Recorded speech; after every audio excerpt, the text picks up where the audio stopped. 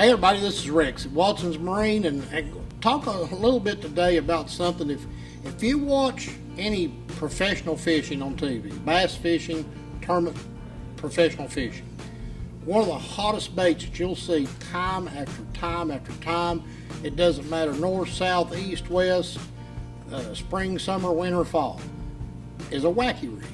And a wacky rig is one of those deals. I remember the very first time that I saw that, and I thought, well, that's the most ridiculous thing I've ever seen in my life. But they bite it.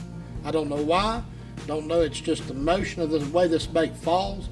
But fish react to it and fish bite it. And lots of times, even in heavily pressured situations, they'll bite a wacky rig bait when they won't bite hardly anything.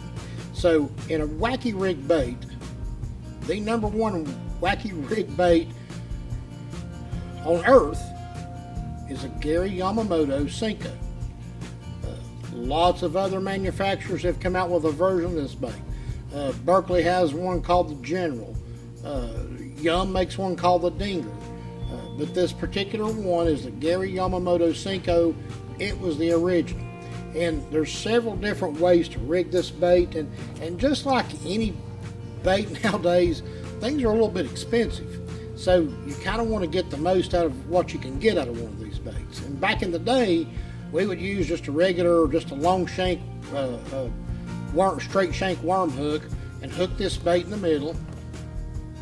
It would just hang like this. And when this bait falls in this rig, it just flutters, and both ends of that bait will just kind of quiver on its way down.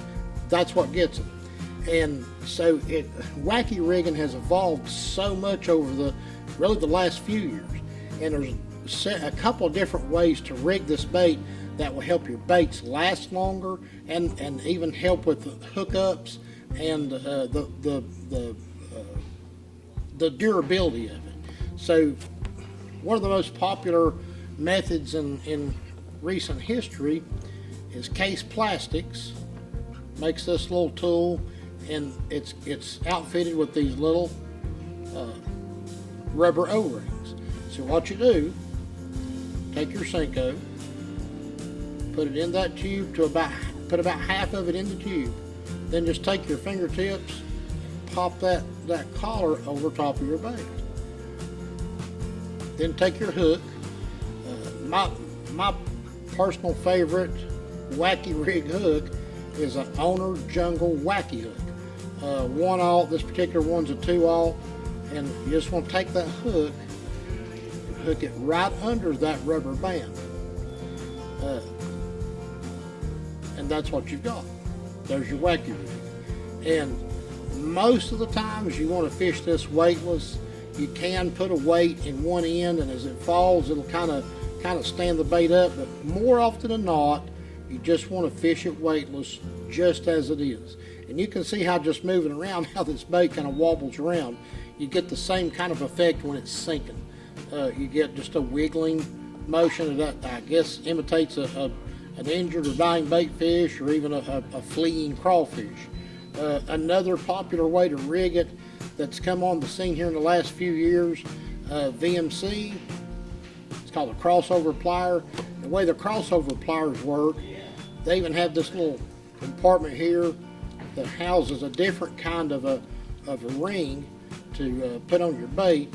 So you'll put this collar over top of the nose of your pliers, like so. Then when you squeeze the pliers together, it opens it up. And then you just take your Senko, drop it through, and then close it, roll that band to the midway point, and there that is. It gives a little bit different angle of your hook on this bait. I haven't had a chance to experiment much with this particular system. I've used mostly in the past the little O-ring system, but they tell me this is a really good system. I hear a lot of good things about this type system. I look forward to trying it, and we're heading into we're at pre-spawn right now. These bass are starting to move up and get shallow, and before you know it, they'll be bedding largemouth and smallmouth and spotted bass, and just about all of them will bite this bait. But the Wacky rig, it lives up to its name. It's kind of wacky looking, but the fish go wacky over it too. So just another way to get out there and trick those bass. And just like I said, no matter where you go, if you take that spring trip and you're going to go to Lake Gunnersville in Alabama, or you want to go up north to the smallmouth waters, no matter where you go, this little bait catches them. So any questions, you need any of this stuff to get set up and become a better wacky rig fisherman, come see us. We'll get you on the water and get you wacky rigging like a pro.